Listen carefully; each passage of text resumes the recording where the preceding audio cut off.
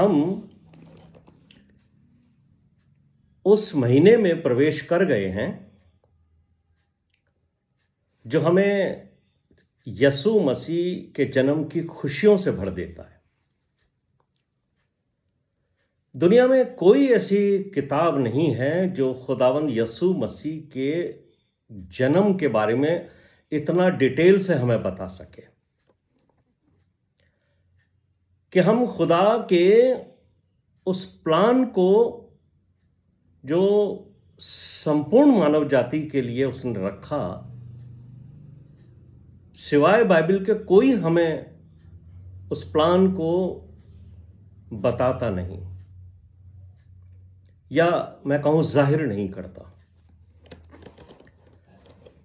और जब हम यीशु मसीह के जन्म की घटना बाइबल में पढ़ते हैं तो बहुत सारी ऐसी बातें हैं जो हमें हैरान कर देती हैं।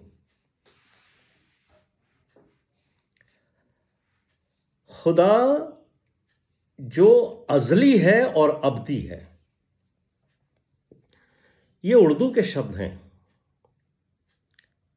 और मैं इसका ट्रांसलेशन कर देता हूं क्योंकि आजकल उर्दू कम पढ़ी जाती है, कम लोग समझते हैं। अज़ली का मतलब है इटर्नल, सनातन, और अब्दी का मतलब है जिसका अंत ना हो, दैट हैज नो एंड। उस खुदा पर जिसके ऊपर वक्त की कोई पाबंदी नहीं, जिस पर समय का कोई कंट्रोल नहीं, ऐसा खुदा जो वक्त की पकड़ के बाहर है, जो इटर्नल लाइफ में रहता है, इटर्निटी से है, अनंत काल से है, जिसको हम हिंदी में अमृतत्व कहते हैं, वो परमेश्वर उतरकर नीचे आ गया, जमीन पर आ गया, और वो अब समय के कंट्रोल में आ गया है। यानी खुदा जो इटर्नल है, उसने इटर्निटी से बाहर आकर वक्त में प्रवेश कर लिया है। समय की जो सीमाएं हैं ना, ये इंसानों के लिए हैं। समय की पाबंदियां इंसानों के लिए, खुदा के लिए नहीं है। स्वर्ग में न सुबह होती है न शाम होती है, वहां वक्त नहीं है। ये जो वक्त है, इसके जो पैमाने हैं जिससे हम नापते हैं, वो इंसान के लिए हैं। और उदाहरण के लिए मैं समझा दूं आपको, microsecond, second, minute, our,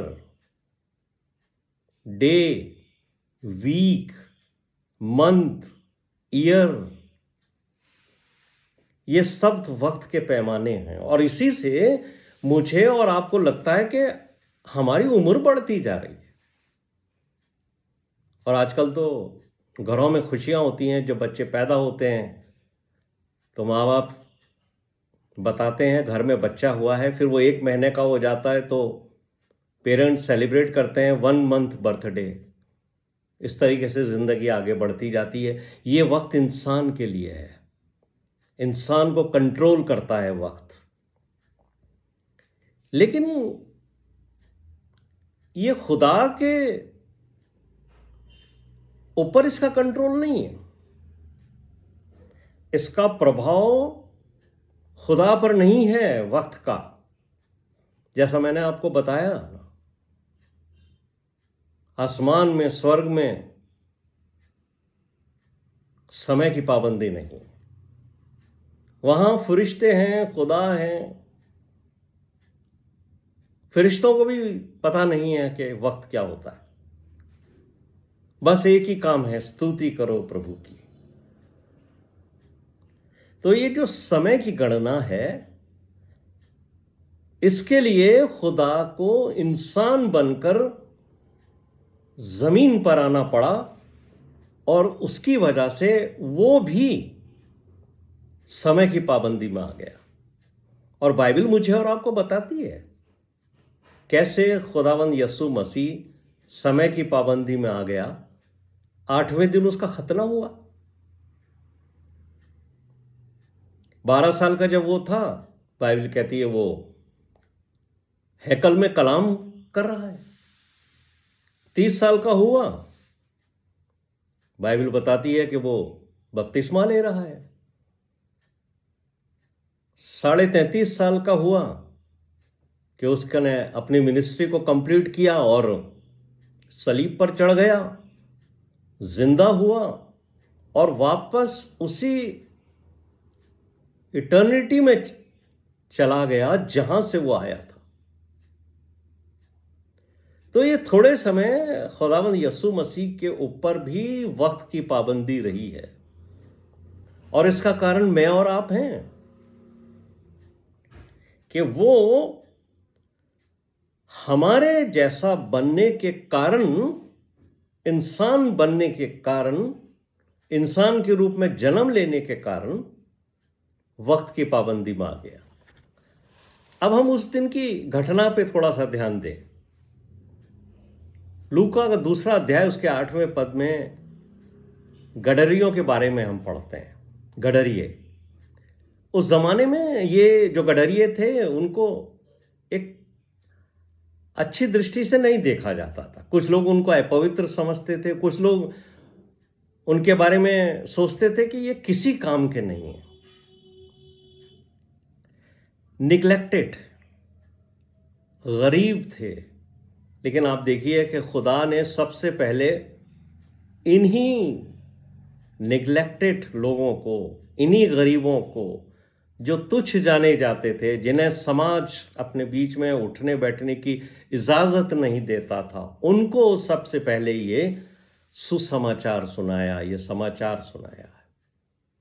फरिश्ते, इस अध्याय में इन जो पदों को हमने पढ़ा, इसमें फरिश्ते भी हैं।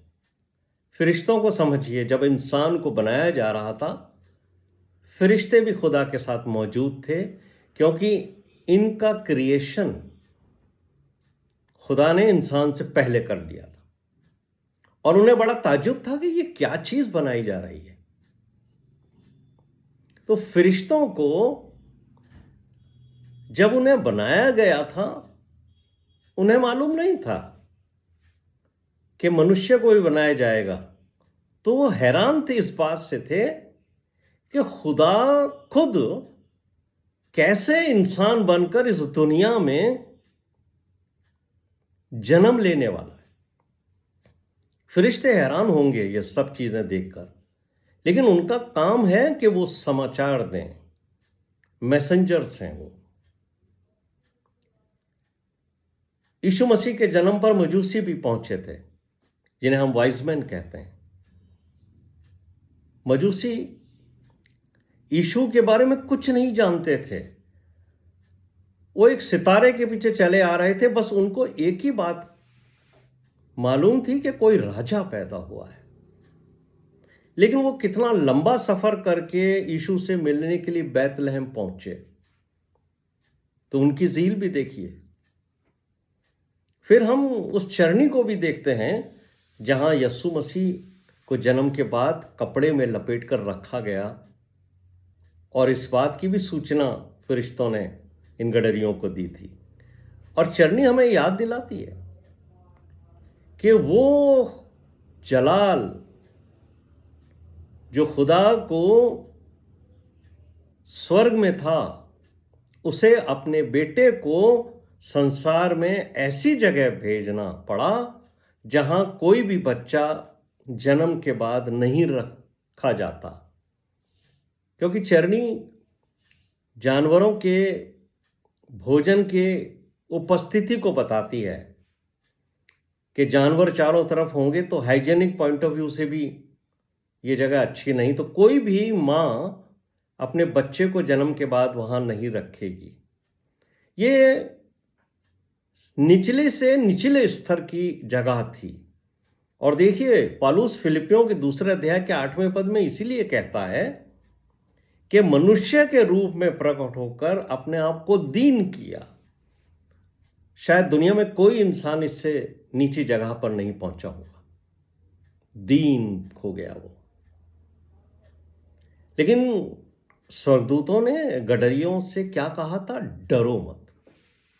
यही बात यीशु मसीह ने कई बार लोगों से कही, और आज भी यीशु मसीह मुझसे और आपसे ये कहते हैं, डरो मत। यानी मसीह खुदावन जिसके लिए लूका में स्वर्गदूतों ने 11वें पद में इस बात को कहा है, तुम्हारे लिए आज दाऊद के नगर में एक उद्धारकर्ता जन्मा है। यानी मसीह खुदावन। इस एक आयत में इस बच्चे यस्सु के बहुत जानकारी मिलती है। यानी खुदावन यस्सु मसीह की 3/4 आइडेंटिटी है इसमें। अगर आप इसे ध्यान से पढ़ें, इंसान जो गुनाह और पाप की वजह से खुदा से दूर हो चुका था, अब खुदावन यानी मसीह के आने की सूचना स्वर्गदूत के द्वारा खुदा लोगों तक पहुंचा रहा है। कि स्वर्गदूत कह रहे हैं, एक उद्धारकर्ता जन्मा है जो तुम्हें पापों से छुटकारा देगा। और खुदा इस बच्चे यीशु मसीह के द्वारा तुम्हें कबूल कर लेगा। ये इंसान के लिए इससे बड़ी खुशी की कोई खबर नहीं कि जो बिछड़ाव बागे अदन में हो गया था, खुदा ने वो रास्ता निकाला है कि वो एक बार फिर उन सब लोगों को जो उससे बिछड़ गए थे उनको कबूल कर लेगा। बमार्फत बजरिए खुदावंद यस्सु मसीह जो अभी एक बच्चे के रूप में जन्मा। इस लड़के का मिशन देखिए, ये कोई दौलतमंद लोगों के लिए नहीं आया था। ये केवल दौलतमंद लोगों को बचाने के लिए भी नहीं आया था, बल्कि ये पापियों को बचाने के लिए आया था। और लूका के 19वें अध्याय के 10वें पद में खुदावंद यीशु मसीह ने खुद फरमाया है कि मैं इस्राएल के खोए हुए लोगों को, यानी मनुष्य का पुत्र खोए हुओं को यानी पापियों को बचाने के लिए इस दुनिया में आया है। ये यीशु मसीह के संसार में आने का मिशन था। और यही बात स्वर्गदूत जो हैं वो गडरियों से कह रहे हैं कि तुम्हारे लिए एक उद्धारकर्ता जन्मा है। Jesus Christ came to save the sinners. ये यीशु मसीह का मिशन था। इसीलिए खुदा ने अपने बेटे को स्वर्ग से जमीन पर भेजा। इसलिए यीशु मसीह ने कहा था कि बीमार को वैद्य की जरूरत है, भले चंगों को वैद्य की जरूरत नहीं है। यानी डॉक्टर्स की जरूरत उनको पड़ती है जो बीमार हो जाते हैं। तो मैं तो आया ही पापियों के लिए हूं, उद्धारकर्ता के रूप में, तुम्हें पापों से छुड़ाने के लिए। इसमें 3 बातें हमारे समझने के लिए हैं। पहली बात है, मैं और आप खुदावंद यीशु मसीह में कबूल किए गए हैं। खुदा मुझे और आपको ये इतला फरिश्तों के मार्फत गडरियों को और गडरियों के मार्फत मुझे और आपको कहता है कि तुम खुदावंद यीशु मसीह में खुदा के नज़दीक कबूल कर लिए गए हो। और इसलिए इफसुस की कलीसिया को लिखते हुए पौलुस जो हैं वो ये बात कहते हैं कि मैं और आप खुदावंद यीशु मसीह के सलीब के जरिए कबूल किए गए हैं। इफिसियों का 3 अध्याय उसके 6 पद में पौलुस कहते हैं, मसीह यीशु ने सुसमाचार के द्वारा अन्य जाति लोग जो हम सब हैं, हम सब अन्य जाति में से ही हैं।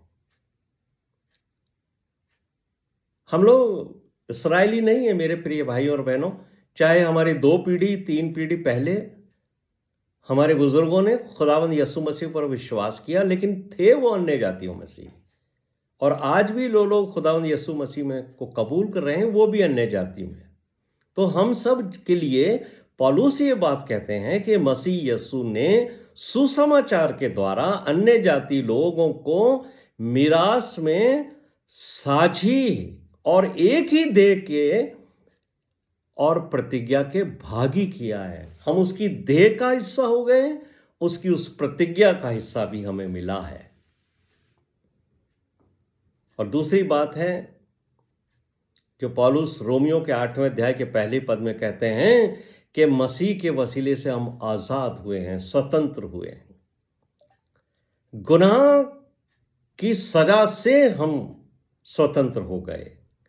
इसलिए पौलुस रोमन्स चैप्टर 8 वर्स 1 में कहते हैं, अब जो मसीह में हैं उन पर सजा का हुक्म नहीं है, हम आजाद हैं उस पाप के पंजे से, शैतान की गुलामी से।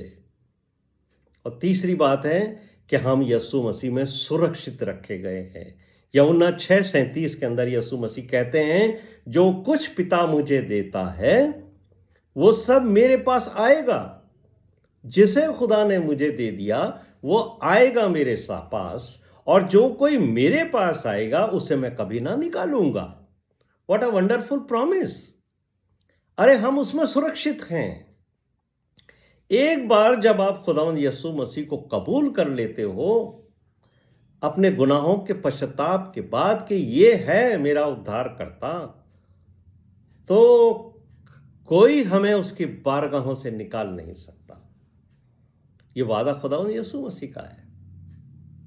खुदा का शुक्र हो कि इस फरिश्ते के मुताबिक जो पहली बात उससे कहलवाई, जो शब्द इस फरिश्ते ने कहे यीशु मसीह के लिए, जो सबसे पहले इस्तेमाल किया गया कि एक उद्धारकर्ता जन्मा है, एक मुंजी पैदा हुआ है हमारे लिए, वो हमें आजाद करेगा, वो हमें छुड़ाएगा। ये स्वर्गदूत ने यह ऐलान किया, आज दाऊद के नगर में तुम्हारे लिए एक मुंजी पैदा हुआ है, और यही हमें गुनाहों से छुड़ाने के लिए इस दुनिया में आया है। न सिर्फ उस जमाने के लोगों से लिए यह संदेश था, बल्कि ये तमाम दुनिया जहान, जब तक ये दुनिया कायम है, हर शख्स के लिए ये पैगाम है कि एक मुंजी तुम्हारे लिए जन्मा है जो तुम्हें गुनाहों से छुड़ाएगा।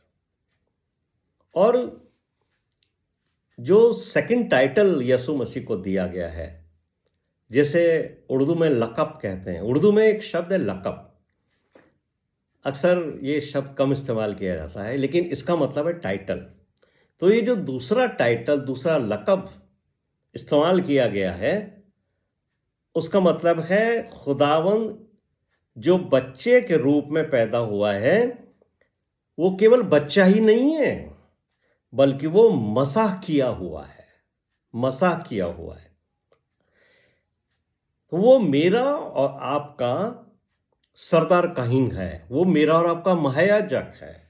इसे भी मुझे समझना चाहिए, आपको समझना चाहिए, क्योंकि यही है वो जो मेरे और आपके लिए खुदा के नज़दीक महायाजक के रूप में काम करेगा। ये महायाजक कौन थे? दरअसल ये जो महायाजक हुआ करते थे, इनका काम होता था कि ये इंसान की यानी मनुष्य की बातों को, उनकी इल्तिजाओं को, उनकी प्रार्थनाओं को खुदा के सम्मुख रखा करते थे। परमेश्वर यहोवा के सम्मुख सारे लोगों के गुनाहों को, उनकी इल्तिजाओं को, उनकी विनतियों को, जो मनुष्य खुद खुदा के सामने जाकर नहीं कर सकता था, वो ये महायाजक किया करते थे। और लैटिन एक वर्ड है जो है पॉन्टिफिक्स। लैटिन में एक शब्द है पॉन्टिफिक्स, स्पेलिंग है PONTIFEX, और इसी पॉन्टिफिक्स वर्ड से प्रीस्ट वर्ड निकला है। और प्रीस्ट का क्या काम है? जो महायाजक के रूप में थे, who served as a bridge between people and God. यानी जैसे नदी के दो किनारे होते हैं और एक ब्रिज उनके ऊपर होता है, वो एक किनारे से दूसरे किनारे को मिला देता है। यही काम महायाजक का था कि वो हमें खुदा से मिलाता है, वो हमारी बात खुदा तक पहुंचाता है। इसीलिए इब्रानियों के लिखने वाले ने 7वें अध्याय के 25वें पद में इस भेद को खोला है कि इसलिए जो उसके द्वारा परमेश्वर के पास आते हैं, किसके द्वारा? जो हमारा महायाजक है, जो हमारा उद्धार करता है, जो हमारी बात खुदा तक पहुंचा सकता है, उसके लिए। इसलिए जो उसके द्वारा परमेश्वर के पास आते हैं वो उनका पूरा पूरा उद्धार कर सकता है, क्योंकि वो उनके लिए प्रार्थना विनती करने को सदा जीवित है, वो जिंदा है, और जो जिंदा है वही विनती कर सकता है। इसलिए first epistle of John chapter 2 verse 1, यूहन्ना की पहली पत्री, दूसरा अध्याय, उसके पहले पद में यूहन्ना बड़े मोहब्बत के साथ इस बात को लिखते हैं, हे मेरे बच्चों, हे मेरे बालकों, मैंने ये बात इसलिए लिखी है कि तुम पाप ना करो, और यदि कोई पाप करे तो पिता के पास हमारा एक सहायक है, अर्थात यस्सु मसीह धर्मी। और उर्दू में लिखा है, हमारा एक सहायक है यस्सु मसीह रातबाज धर्मी। वो हमारे लिए खुदा से इल्तिजाएं करता है। मसीही प्रभु है। और चौथी बात है, मसीही प्रभु है। ये मुझे और आपको समझना है। यानी जब खुदा शब्द का इस्तेमाल किया जाता है, जिसे हम इंग्लिश में गॉड कहते हैं, दो शब्द हैं, एक खुदा है, एक शब्द है खुदावन। एक शब्द है लॉर्ड, एक शब्द है गॉड। तो जब खुदा के लिए इंग्लिश भाषा में लिखा जाता है, इंग्लिश ट्रांसलेशन में, तो गॉड का इस्तेमाल किया जाता है, और जब यीशु मसीह के लिए लिखा जाता है तो लॉर्ड वर्ड का इस्तेमाल किया जाता है। यानी खुदा जो स्वर्ग में है, जब वो इंसान बनकर दुनिया में आया तो वो खुदावंद हो गया। और खुदावंद का मतलब है God in service of man. वो खुदा जो इंसान की खिदमत करने के लिए आ गया इस दुनिया में एक इंसान बनकर। इसीलिए यीशु मसीह ने मत्ती के 20वें अध्याय के 28वें पद में कहा, मैं सेवा करने नहीं बल्कि मैं सेवा करवाने नहीं बल्कि सेवा करने आया हूं।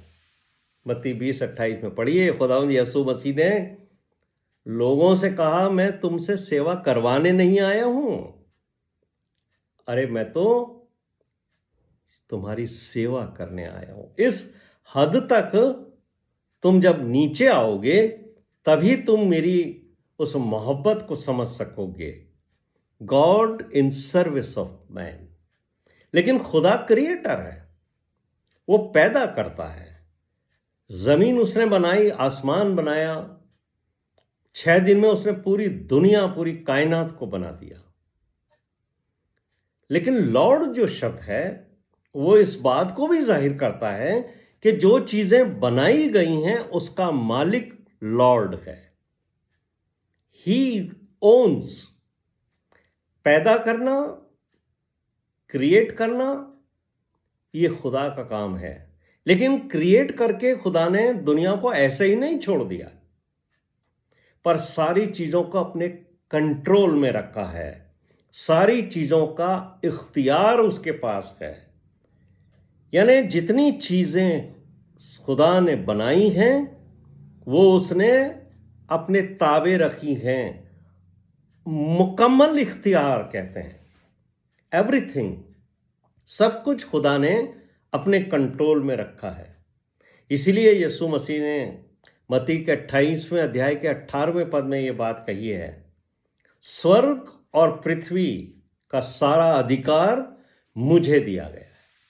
ऑथोरिटी खुदावंद यीशु मसीह के पास है।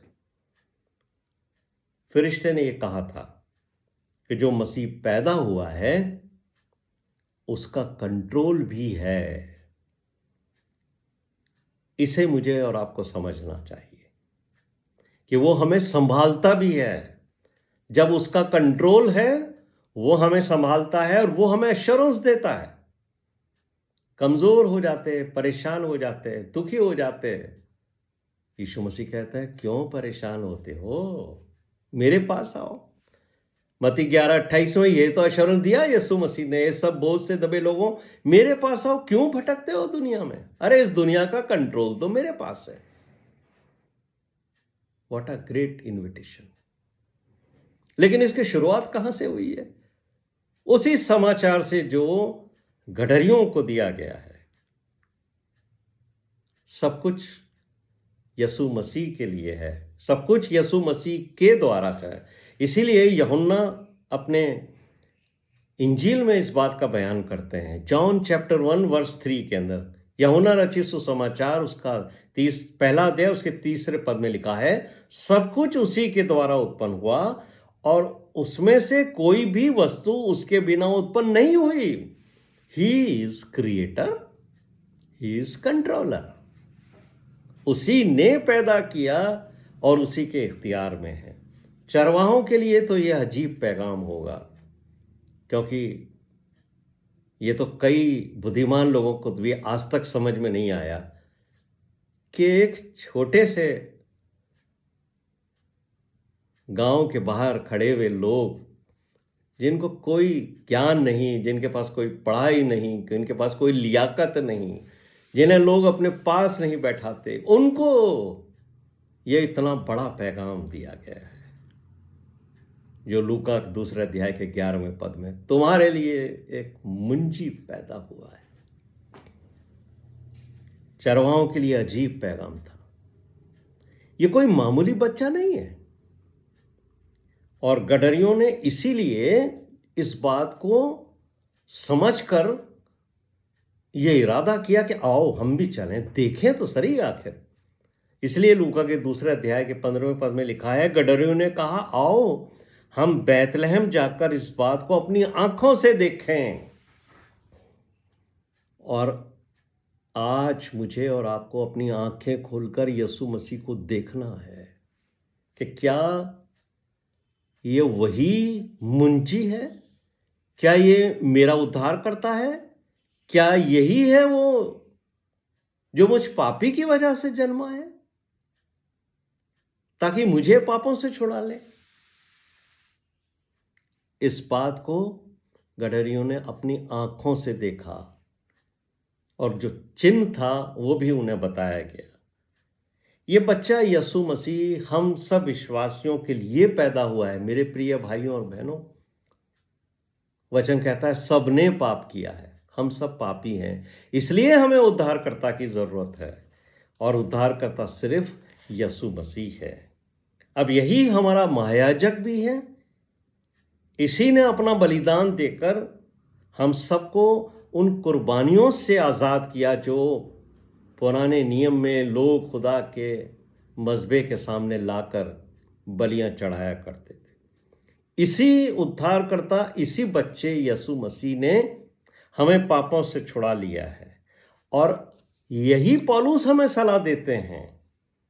इब्रानियों के 12वें अध्याय के 2 पद में इब्रानियों का लिखने वाला क्या कहता है, विश्वास के कर्ता और सिद्ध करने वाले यीशु को देखते हुए अपनी जिंदगी के दिन बसर करो।